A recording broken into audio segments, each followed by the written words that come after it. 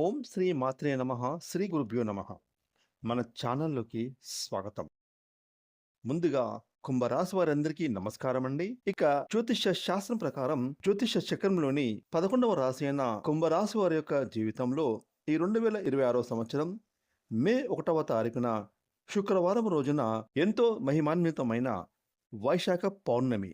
ఇక ఈ వైశాఖ పౌర్ణమి నుంచి కూడా ఈ యొక్క కుంభరాశి వారికి అదృష్ట గడియలు విపరీతంగా రాబోతూ ఉన్నాయి. ముఖ్యంగా ఈ యొక్క కుంభరాశి వారికి మీ కుటుంబంలోని ఒక వ్యక్తి ఆశీర్వాదంతో మీ యొక్క జీవితంలో ఉండేటటువంటి సమస్యలు, కష్టాలు అన్నీ కూడా పూర్తిగా తొలగిపోతాయి. అలాగే ఈ యొక్క కుంభరాశి వారి జీవితంలో అభివృద్ధిని విశేషంగా పొందుకుంటారు. అయితే ఈ యొక్క కుంభరాశి వారి జీవితంలో ఉండేటటువంటి కష్టాలన్నింటినీ పోగొట్టి వీరికి ఈ మే 1వ తారీఖున శుక్రవారం రోజున వైశాఖ పౌర్ణమి నుంచి అదృష్టాన్ని తీసుకురాబోతున్న ఇది ఒక కుటుంబంలోని ఆ వ్యక్తి ఎవరు, అలాగే ఈ యొక్క కుంభరాశి వారి యొక్క జీవితంలో ఆశించిన శుభ ఫలితాలు మరిన్ని పొందడానికి వీరు చేసుకోవలసిన దేవతారాధనతో పాటుగా ఈ రాశి వారు పాటించవలసిన అతి ముఖ్యమైన పరిహారాల గురించి కూడా ఈరోజు మనం ఈ వీడియోలో వివరంగా తెలుసుకుందాం. కాబట్టి ఈ వీడియోని ఎక్కడా కూడా స్కిప్ చేయకుండా చివరి వరకు చూడండి. అప్పుడే మేము మీకు రేపు పౌర్ణమి నుంచి ఏ విధంగా మీకు అదృష్ట గడియలు విపరీతంగా రాబోతున్నాయి అనేటటువంటి పూర్తి విషయాలను తెలియజేస్తాం. అలాగే ఈ వీడియోకి జై శ్రీరామ్ అని కామెంట్ చేయండి. ఇక వివరాలకి వెళ్తే కనుక ధనిష్ట నక్షత్రం 3-4 పాదాలు, శతభిష నక్షత్రం 1-2-3-4 పాదాలు, పూర్వాభాద్ర నక్షత్రం 1-2-3 పాదాలు, మొత్తం 9 నక్షత్ర పాదాలు కుంభరాశి వారికి చెందుతాయి. ఇక ఈ రాశి అధిపతి శని భగవానుడు. ముఖ్యంగా ఈ యొక్క కుంభరాశిలో పుట్టినటువంటి స్త్రీ పురుషులకు వీరి యొక్క వివాహానంతరం వీరి యొక్క జీవితం చాలా అంటే చాలా బాగుంటుంది. అంతేకాకుండా వీరికి జీవిత భాగస్వామి అన్ని విధాలుగా కలిసి వస్తుంది.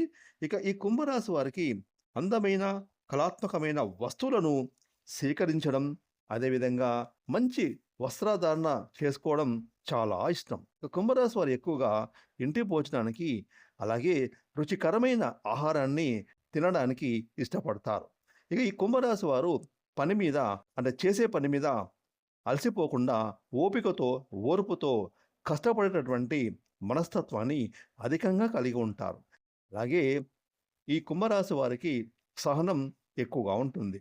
అయితే ఈ యొక్క కుంభరాశి వారికి ఉన్నట్టుండి అప్పుడప్పుడు వీరికి కోపం అనేది తరచుగా వస్తుంది. కాబట్టి వీరికి ఉండేటటువంటి ప్రధాన లోపం కోపం. కాబట్టి ఈ కుంభరాశి వారు వీరి యొక్క కోపాన్ని మాత్రం తగ్గించుకోవాలి.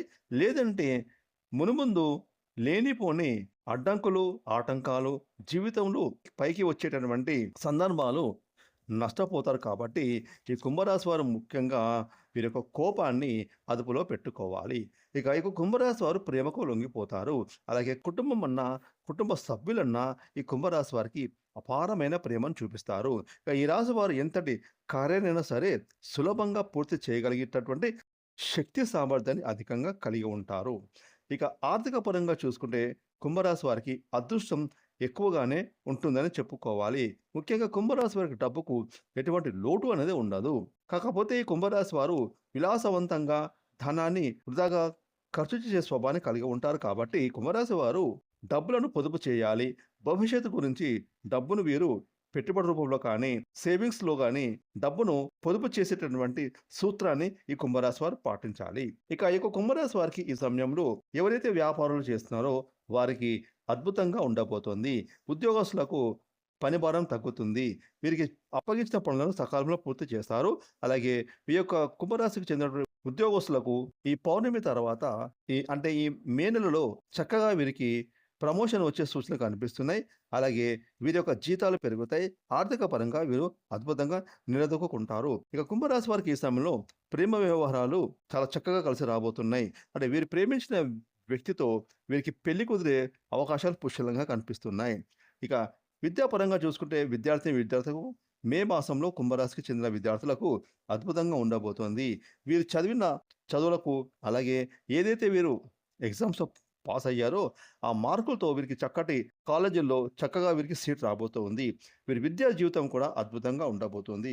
ఇక ఈ యొక్క కుంభరాశి వారికి ఆర్థిక పరంగా ఈ సమయంలో చాలా అంటే చాలా బాగుంటుంది. కాకపోతే వీరికి ఖర్చులు కూడా ఎక్కువగానే ఉంటాయి కాబట్టి ఖర్చుల విషయంలో తగు జాగ్రత్తలు పాటించాలి. ఇక ఈ యొక్క కుంభరాశి వారికి ముఖ్యంగా వీరి కుటుంబ సభ్యుల్లో ఒక వ్యక్తి ఆశీర్వాదంతో వీరి జీవితంలో ఉన్న కష్టాలు అన్నీ కూడా మాయమైపోతున్నాయి. ఆ వ్యక్తి ఆశీర్వాదంతో మీ యొక్క జీవితమే మారిపోతుంది. ఇక ఇంతటి అదృష్టాన్ని మీకు తీసుకువచ్చే ఆ వ్యక్తి మరెవరో కాదు, కుంభరాశి వారి యొక్క తల్లిగారు.